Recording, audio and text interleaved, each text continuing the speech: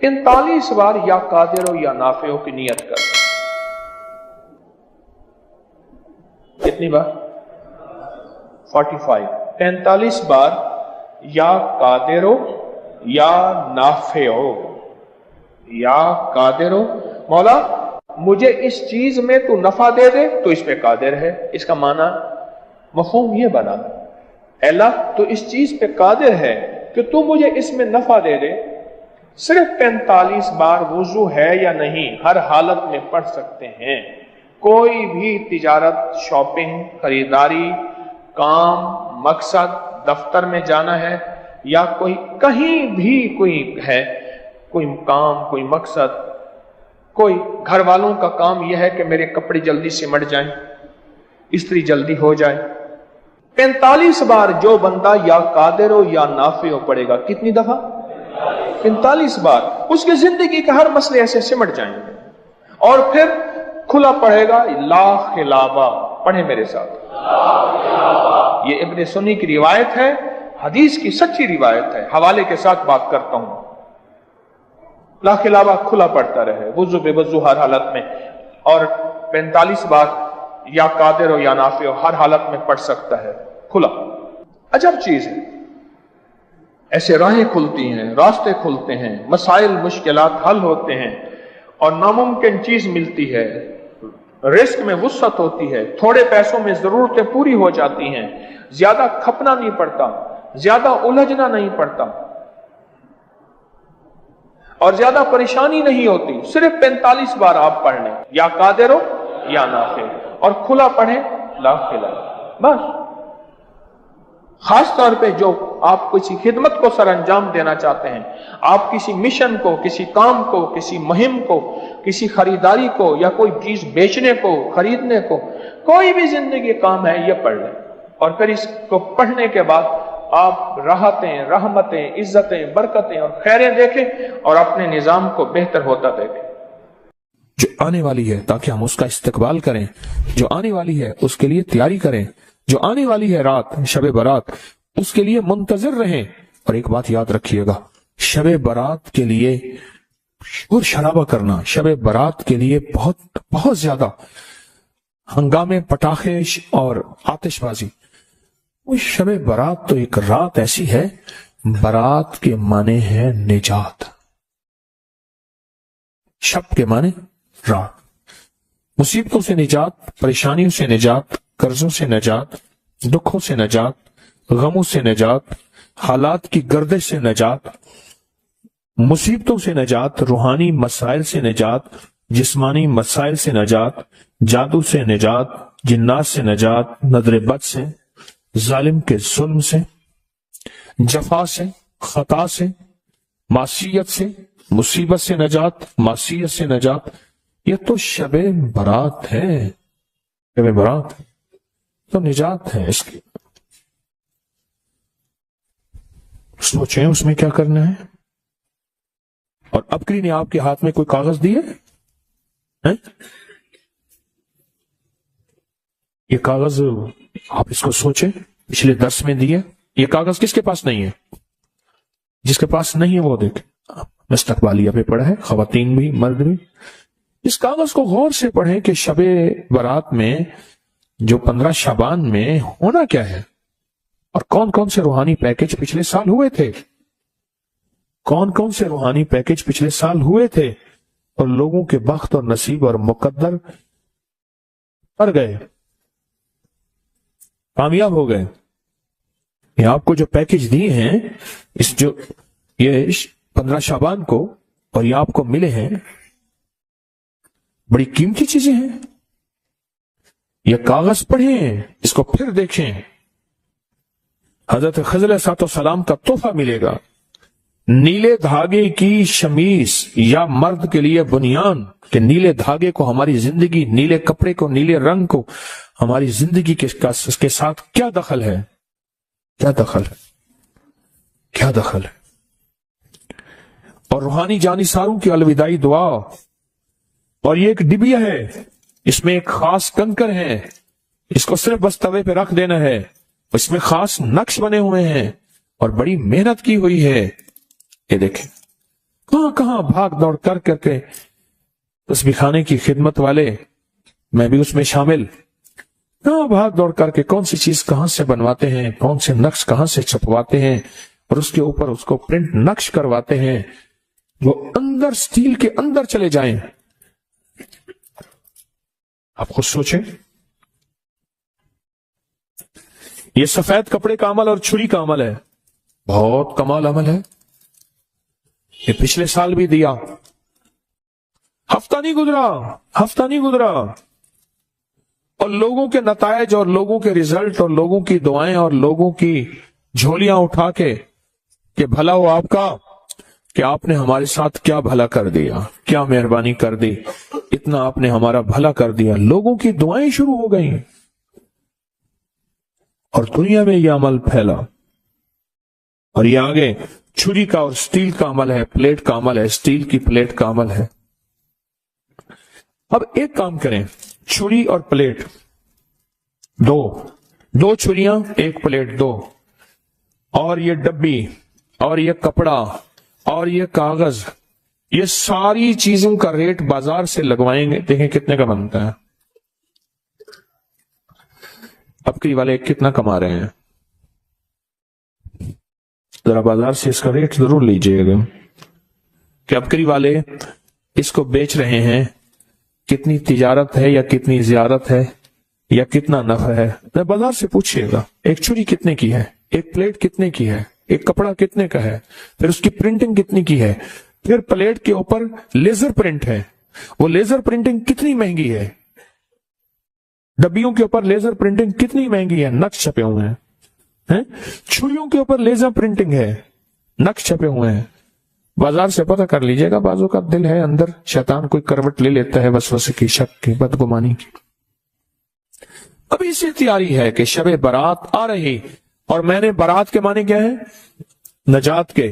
میں نے انشاءاللہ اس رات کو اللہ اس کے حبیب کے جو وعدے ہیں نا، اللہ اس کے حبیب کے جو وعدے ہیں، ان وعدوں کو انشاءاللہ لینا ہے، اور ان وعدوں کی برکتیں لینی ہیں، اور ان وعدوں کی خیریں لینی ہیں، جہنم سے نجات، قرضوں سے نجات،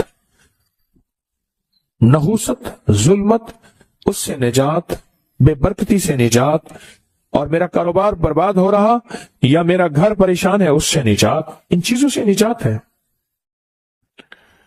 حدیث میں آتا ہے، صدیق اکبر رضی اللہ تعالیٰ عنہ فرماتے ہیں کہ جب ماہ شعبان کی 15ویں رات آتی ہے، اللہ جل شانہ آسمان دنیا پہ تشریف لاتی ہے، پہلے آسمان پہ نیچے آ جاتے ہیں، اپنا تخت لاتے ہیں، سوائے مشرک کے اور کسی سے بغض اور اناد رکھنے والے کے، باقی سب کو معاف کر دیتے ہیں۔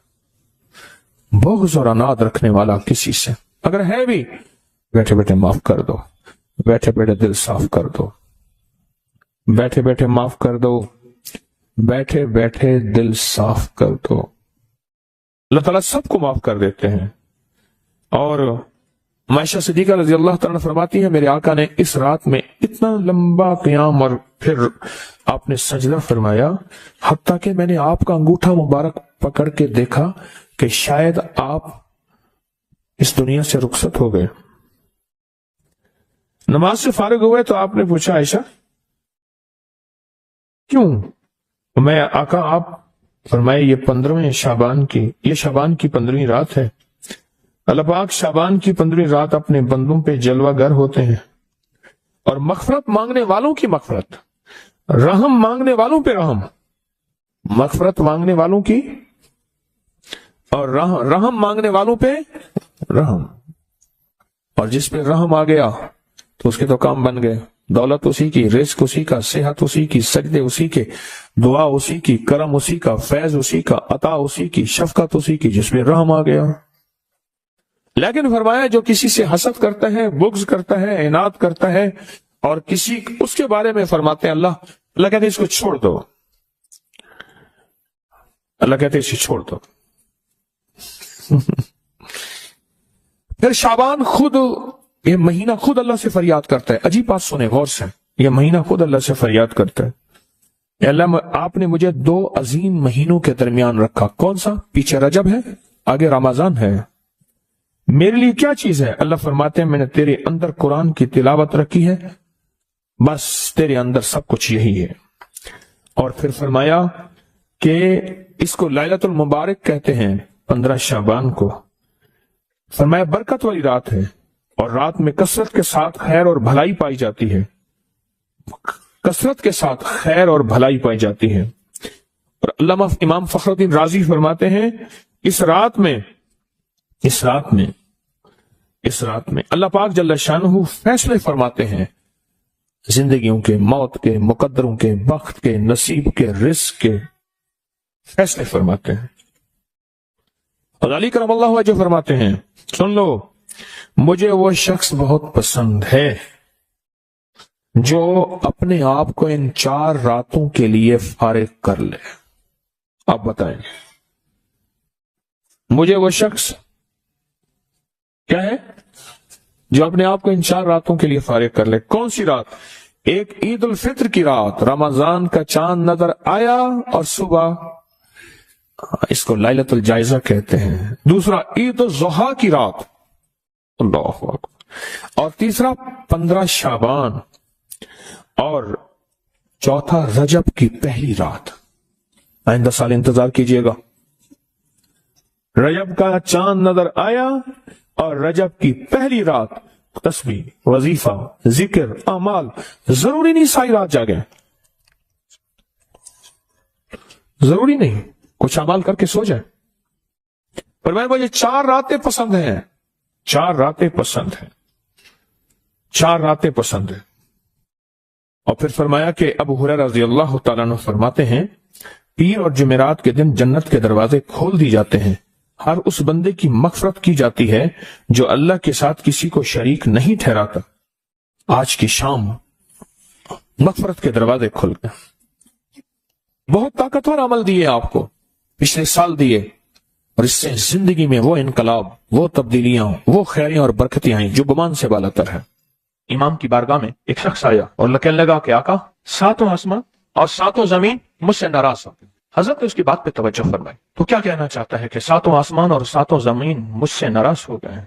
फरमाया चाहता क्या है? कहा आसमान से रिस्क आना खत्म हो गया है और जमीन मेरे लिए तंग हो गई है, मैं परेशान हूँ, मैं जिंदगी की उलझनों में हूँ। जिसके लिए आसमान का रिस्क, राहत, इज्जत, बरकत, वुसअत, वक़्त, मकाम आसमानों से आता है, जिसके लिए खत्म हो जाए, और जमीन जिसके लिए तंग हो जाए, सोचें उसकी जिंदगी क्या होगी। उसकी जिंदगी में फक्र होगा, उसकी जिंदगी में फाका होगा, उसकी जिंदगी में गुर्बत होगी, उसकी जिंदगी में तंगदस्ती होगी, उसकी जिंदगी में कर्जे होंगे, उसकी जिंदगी में बीमारियां, फिर वो जादू, जिन्नात, असरात, नजर बद में उलझा हुआ रहेगा और सारी जिंदगी इसी में बंधा रहेगा, सारी जिंदगी इसमें बंधा रहेगा। आसमान से मेरे लिए रिस्क बंद हो गया, रहमतें बंद हो गई और जमीन मेरे लिए तंग हो गई है। और कहा कि एक जिन है मेरे घर में आता है, मेरे घर में कुआं है, उस कुएं की मुंडेर में बैठता है और मुंडेर पर बैठकर वो मेरे लिए एक जादू पढ़ता है। उस जादू के पढ़ने से मेरी की हर चीज पत्थर बन जाती है, खराब हो जाती है, बर्बाद हो जाती है, कीड़े पड़ जाते हैं, उसमें गंदगी होती है और घर में नफरत है, घर में परेशानी है, घर में हालात की तंगी है। हम एक दूसरे को खून के प्यासे हैं और एक दूसरे को कबूल नहीं करते। लफ्ज सख्त है, वो बोलना नहीं चाहता, इसलिए रुक जाता हूँ। लफ्ज सख्त है, वो बोलना नहीं चाहता, जो रिवायात और किताबों में आया है, इसलिए रुक जाता हूँ, अगला लफ्ज ढूंढ के ले आता हूँ। ऐ अल्लाह के वली, आपके पास इसका कोई हल है? बड़ी दूर से आया हूं। कहा 3 कश्तियों का सफर किया है और 2 जंगलों का सफर किया, दरमियान में कोई नदियां आई, कोई दरिया आए, कोई समंदर आए, 3 कश्तियों का सफर किया है और 2 जंगलों का सफर किया है और बड़ी दूर से आपको ढूंढता ढूंढता आया हूं और बस ये एक आस लेके आया हूं कि मेरी भी कोई गम की दास्तान, मेरी भी कोई दिल की फरियाद, मेरे भी कोई, आसमान भी नाराज है मुझसे, जमीन भी नाराज है, 7 आसमान 7 जमीन मुझसे नाराज हैं। तो उसके गम की दास्तान ऐसी थी, उसके गम की दास्तान ऐसी थी कि मजमे में हर शख्स बैठा, खुद सैयद बादशाह इमाम आले रसूल वो भी बैठे, फरमाया आंसू बहा रहे थे। उसका गम, उसकी कसमा पुरसी की हालत, उसकी हालात की तंगियां, उसकी हालात की सख्तियां और उसका अंदाज़े बयान। और कहा कि फिर वो गम बयान करते हुए गम के कसीदे पढ़ता था। क्यों? अरब पैदाशी आशीष, उनके अंदर अशार घुले हुए होते हैं और वो पैदाइशी शायर होते हैं। वो अंदर अंदर अशार कहता था, बाहर पढ़ता था।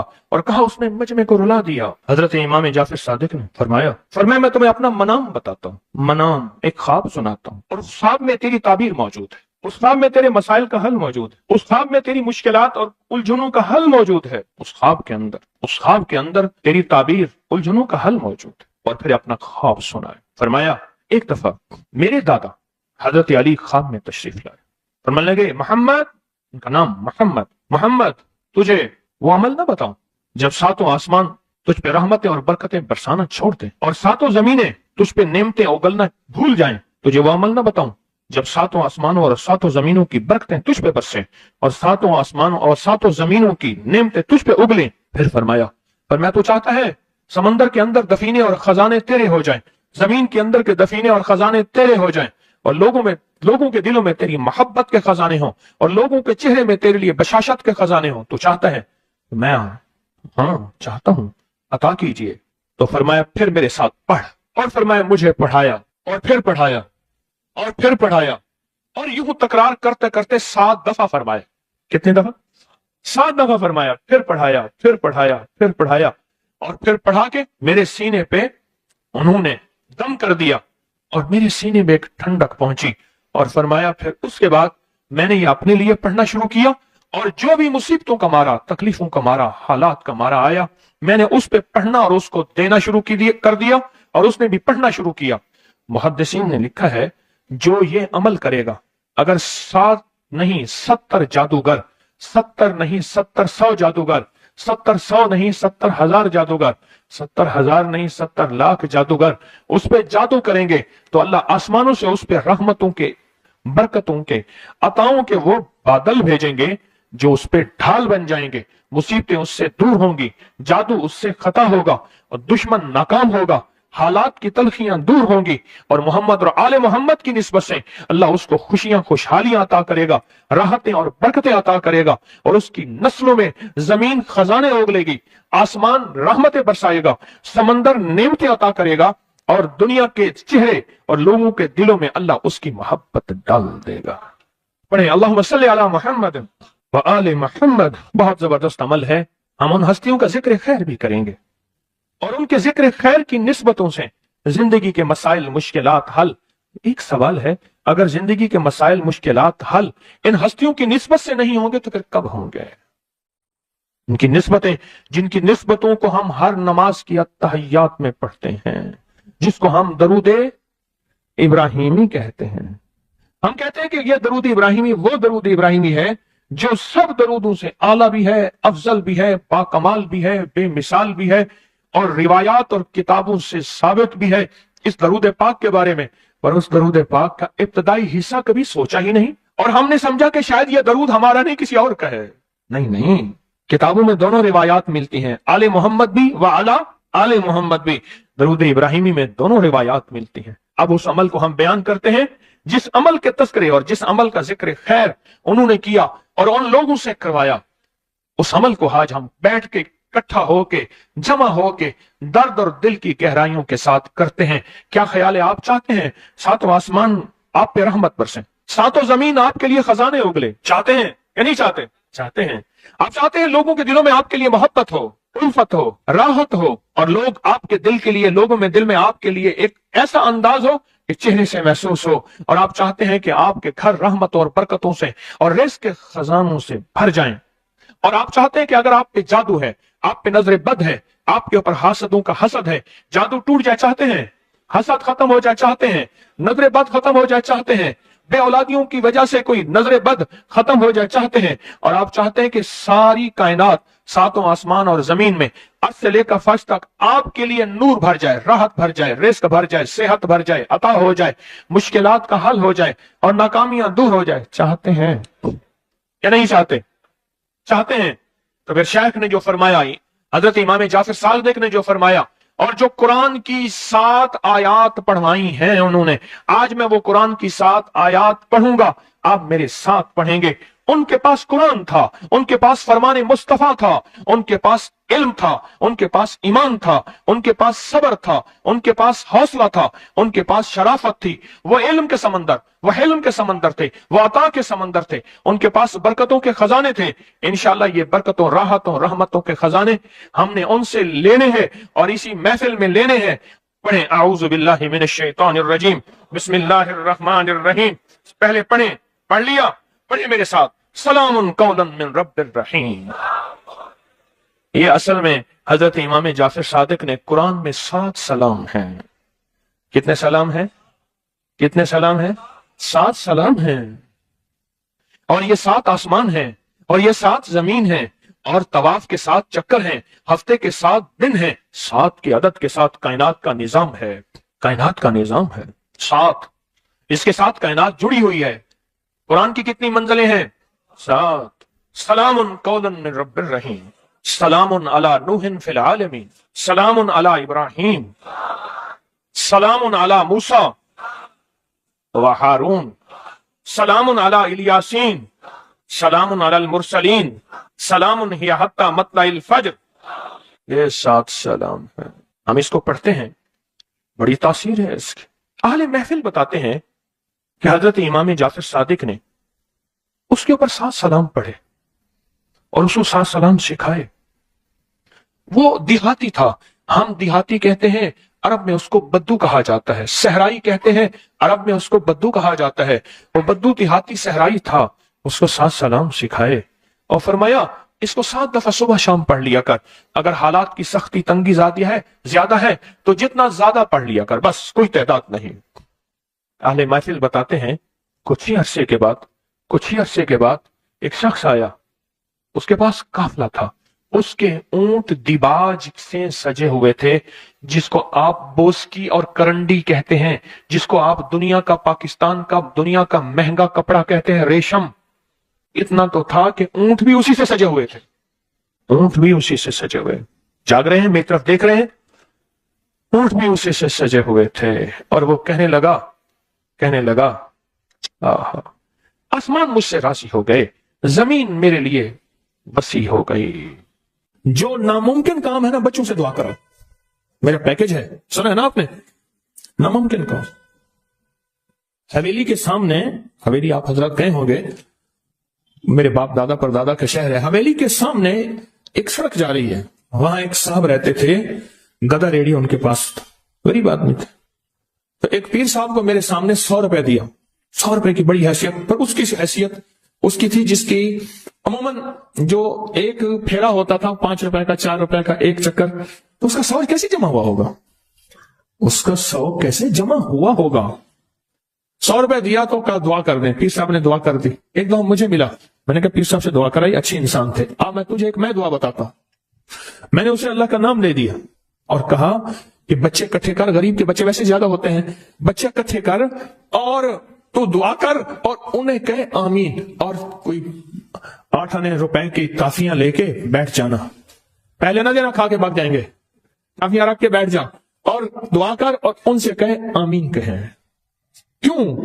جو نابالغ معصوم بچہ ہے اس کو گناہ کا خیال نہیں، تصور نہیں، گمان نہیں، ادراک نہیں، احساس نہیں، قدم نہیں، اس کے بول سچے، اس کے جذبے سچے، اس کی کیفیت سچی، اس کا انداز سچا، اس کا انداز سچا، سب کچھ سچا، اس کا سارا کچھ سچا۔ ایک بات بتاؤں، یہ بات میں نے کئی دفعہ بتائی ہے اور میں نے اس کے خود تجربے کیے ہیں۔ آپ نے یہ بات سنی ہوگی، مومن کے جھوٹے میں شفا ہے، سنی ہے؟ میں بچوں کا جھوٹا پیتا ہوں اور جس بیماری کی نیت پر کر کے پیئیں ٹھیک ہو جائے گی۔ بچے سے بڑا کوئی مومن ہے؟ بولے، بچے سے بڑا بھی مومن ہے؟ بچے کا جھوٹا اس تھوڑا سا پلا دے اور پھر اس کی تھوکے بھی جائیں گی، ان کی تھوکے بھی جائیں گی، اسی جگہ منہ لگا کے پیئے۔ مومن کے جھوٹے میں شفا ہے، شفا ہے، میرے آقا نے فرما دیا، بس ختم، مجھے کسی دلیل کی ضرورت نہیں ہے۔ میں نے کئی لوگوں کو بتایا جو بیماری، کوئی روگ، کوئی جسمانی بیماری، کوئی روحانی بیماری، کوئی روحانی روگ، کوئی جسمانی روگ، اگر کوئی ایسا ہے بھی صحیح، اس جگہ منہ لگا کے پیئے، منہ لگا کے پیئے۔ مومن کے جھوٹے میں شفا، بڑے زبردست اس کے ریزلٹ ہیں اور بہت زیادہ نتائج ہیں، مستقل مسلسل پیئے۔ اور یہ ہے کہ جب بچہ رو رہا ہو نا، جب بچہ رو رہا ہو اس وقت اللہ سے تعلق قائم کریں اور اس وقت اللہ سے راز و نیاز کریں، کیونکہ اللہ کو بچے کا رونا جو ہے اس کی اداؤں میں فرمایا 2 چیزیں اگر نہ ہوتی، غور سے سنیے گا، ایک حدیث کا مفہوم عرض کر رہا ہوں، ایک بچے اور ایک بے زبان جانور، بچے اور اگر یہ دو چیزیں نہ ہوتی اللہ تمہارے اوپر بارش کا ایک قطرہ نہ برساتا، رزق نہ ملتا، جتنی خطائیں ہیں، جتنی نافرمانیاں ہیں، زمین تانبے کی بن جاتی، ہر چیز ختم ہو جاتی۔ اللہ پاک ان دو کی وجہ سے رزق دیتا ہے، ان دو کی وجہ سے، ان دو کی وجہ سے اللہ رزق دیتا ہے، ان دو کی وجہ سے۔ جب بچہ روتا ہے، اب یہ نہیں کہ اسے رونے دینا ہے، بس روتے وقت کے لمحات، کیونکہ حضور سرور کونین صلی اللہ تعالی علیہ وسلم جب بچے کے رونے کی آواز سنتے تھے اپنی نماز کو مختصر فرما لیتے تھے، حضور کی نماز مختصر ہو جاتی تھی۔ تو بچہ جب رو رہا ہے، میں کہ اس بچے کے روتے ہوئے جو دعا مانگے قبول ہوتی ہے۔ اور اگلی بات فرمایا، جو بچے کے آنسو گر رہے ہیں نا، ان آنسو کو کسی درد والی جگہ پہ لگائیں۔ اور میں نے کئی دفعہ آنسو لے کے نا ہاتھ پہ مل کے جیسے کریم تیل لگاتے ہیں، ایسے چہرے پہ کہا، اللہ اس چہرے کو دنیا آخرت کی رسوائیوں سے، ذلتوں سے اور قیامت کی ذلت سے بچانا۔ جب فرشتوں کا ہاتھ بڑھے اور چہرے پہ منہ کے جبڑے پہ پکڑ کے گھسیٹے، بچے کے آنسوں کی بڑی طاقت ہے۔ شاہ عبد العزیز محدث دہلوی رحمت اللہ علیہ کے پاس ایک شخص آیا اور کہنے لگا کہ میرے پاس ایک فقیر مانگنے والا آتا تھا، میں اس کو پیسہ دے دیتا تھا جو بھی تھا، پھر آتے آتے وہ میرے پاس کچھ پیسے رکھ کے جاتا تھا امانت دار سمجھ کر، پھر بہت قریب ہو گیا، پھر بس بہت پیسے رکھ کے جاتا تھا جو مانگتا تھا، پھر اٹھا کے لے جاتا تھا، اور وہ کہتا تھا میں کسی پرانے کھنڈر ہے وہاں رہتا ہوں اور اس میں میں نے پیسے دفن کیے ہوئے، مجھے بہت اس سے محبت ہے۔ سکے ہوتے تھے پہلے، کاغذ والے روپے تو ہوتے نہیں تھے، اور کہا کہ مجھے بتاتا تھا فلاں جگہ رہتا ہوں، آج تک میں گیا نہیں۔ کچھ دنوں کے بعد بہت عرصہ آتا رہا، پھر کچھ دنوں نہیں آیا، تو میں سوچا کہ بیمار ہو گیا، کیسے؟ تو کہا کہ میں پھر ڈھونڈتے ڈھانڈتے گیا اس کھنڈر میں، تو وہ بیمار پڑا تھا، میری آہٹ سن کے میں نے اسے کہا، تو کہا میرا آخری وقت ہے، مجھے مال سے بہت محبت ہے، میں نے پیسہ کر کے جمع کیا ہے، یہ جتنا میرا مال ہے یہ ساتھ یہ جگہ ہے جہاں میں نے دفن کیا ہوا ہے، جب ایسا کرنا مجھے دفن کرنا، یہ مال میرا ساتھ رکھ دینا چپکے سے، وعدہ کر۔ میں نے وعدہ کر لیا اور کہا کہ یہ دیکھ اس مال میں سے ایک پیسہ خرچ نہ کرنا، میرا کفن بھی تم جیب سے دینا، میرے مال میں سے خرچ نہ کرنا۔ میں نے وعدہ کر لیا، کفن دے دیا، دفن کر دیا، اور چپکے سے اس کا مال اس میں رکھ دیا، چپکے سے اس کا مال اس میں رکھ دیا، اور کہا کہ جب جو ہے وہ واقعہ ختم ہو گیا، کچھ عرصے کے بعد ایسا ہوا میرے اوپر حالات تنگ ہو گئے، اور بندش، حالات تنگ، پریشانیاں، مشکلات، مسائل، اور اتنا کہ میں روٹی سے بھی تنگ ہو گیا، پریشان ہو گیا۔ ایک دن میرے خیال آیا کہ کئی سال ہو گئے اس کو دفن کیے، اس کا مال کس کام کا، اس کا مال نکال کے لے آؤں، استعمال کروں۔ رات کو گیا اس کی قبر کو کھودا تو دیکھا تو اس کی ہڈیاں پڑی تھیں، اور اس کا جتنے بھی مال، اس کا پیسہ تھا، سارا ہڈیوں کے اوپر ایسے بکھرا ہوا تھا اور سرخ تھا۔ کہا کہ مجھے مال کی طلب تھی، میں نے ایسے ہاتھ ڈالا تو میرا ہاتھ جل گیا، اور میں بس چیختا چلاتا قبر بند کر کے آیا ہوں۔ اب یہ ہاتھ ہر وقت میری آگ ہی آگ ہے، اس کو پانی میں رکھتا ہوں اور تکلیف میں رکھتا ہوں اور دہی میں رکھتا ہوں، آگ ہی آگ۔ کوئی ایسا طریقہ؟ اب دیکھیں درویش کا وجدان دیکھیں، تو انہوں نے فرمایا کہ میرا اللہ کہتا ہے کہ آنسوں سے تو جہنم کی آگ بھی بجھ جاتی ہے، اللہ کے لیے رو، جب رو وہ آنسو اس ہاتھ کو لگا، اللہ کے لیے رو، جب رو تو اس آنسو اس ہاتھ پہ لگا، فرمایا کہ وہ آنسو اس ہاتھ پہ لگائے گا، تیری جہنم کی آگ ہے یہ بجھ جائے گی۔ اور کہا ایسے ہوا، رویا بہت زیادہ اللہ کے لیے، آنسو لگائے، اور وہ آنسو سے اس کی ہاتھ کی تکلیف ختم ہو گئی۔ یہ جو بچے کے آنسو ہیں یہ بڑے دکھوں کا علاج ہے، اور بڑے دردوں کا علاج ہے، اور بڑی مشکلوں کا علاج ہے، اور بہت زیادہ مسائل کا علاج ہے۔